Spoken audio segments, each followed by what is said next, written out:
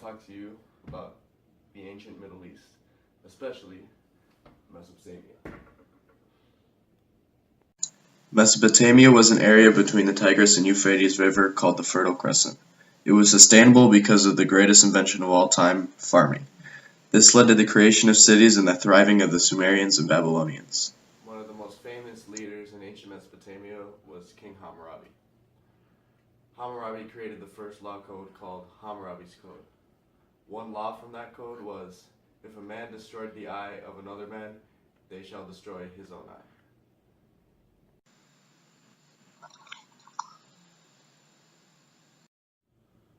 Now here's a little bit about what life was like in ancient Babylon.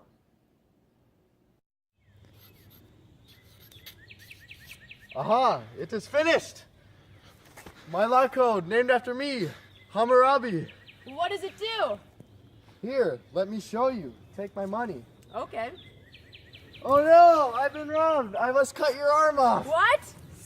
Ow! Ow! Ow! My arm! My arm! Life was very difficult for many people during this time, and the life expectancy was not very high. On the other hand, there were many advances in technology, such as writing cuneiform on clay tablets. Many people were also polytheists and practiced human sacrifice. Now that we've learned about the Mesopotamians, we shall shift our gaze to Egypt, where our next adventure begins. The Egyptian kingdom was very prosperous in the Nile River Delta. They had a pharaoh that united the upper and lower kingdoms in Egypt. They were also polytheistic, which means they believed in many gods, and they built pyramids to aid the journey of the pharaohs into the afterlife. This is a map of Egypt which shows the upper and lower kingdoms and where the river delta is. During this time, the Book of the Dead described the mummification process of the pharaohs.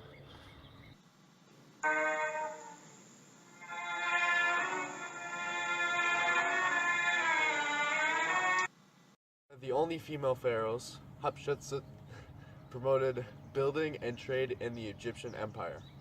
Another famous pharaoh was Akhenaten and his wife Nefertiti, who were monotheists, and they believed in only one god, Aten.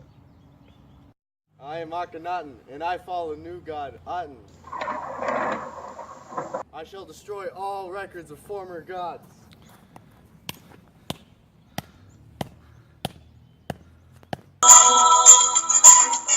Walk like an Egyptian. The people are revolting. They don't like your new ways. Oh no, the Hittites are coming! We are doomed! Ah! After the conquering of Egypt by the Hittites with their iron weapons, Egypt went into a dark age. After the collapse of Egypt, a new group of people came to thrive in the Middle East, the Hebrews.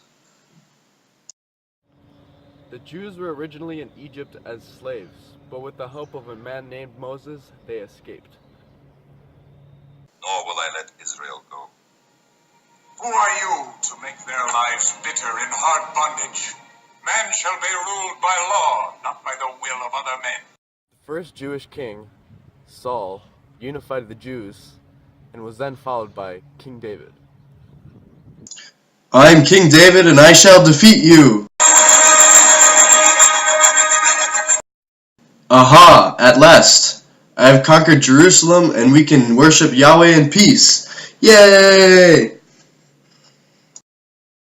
Shortly after Solomon's death, son of David, the kingdom split into multiple tribes and eventually conquered by Assyria, where we now look at one of the most powerful groups ever to be in the Middle East. In addition to the Assyrians, the Persians were a very powerful group in the Middle East. They were centered in Persepolis, and their main religion was Zoroastrianism.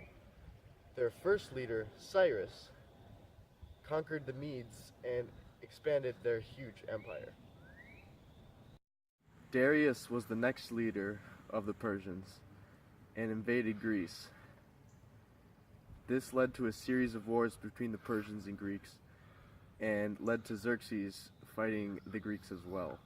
This ultimately led to the defeat of the Persians. To me, King Xerxes, we outnumber them.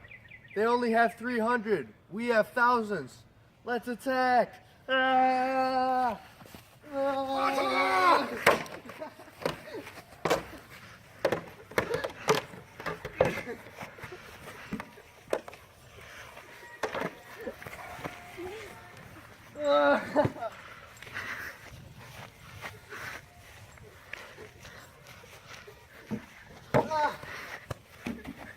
FBI!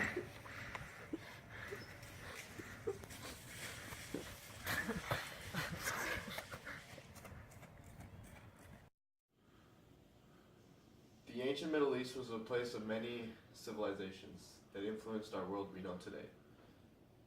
I hope you enjoyed the brief history of the ancient Middle East. Thank you.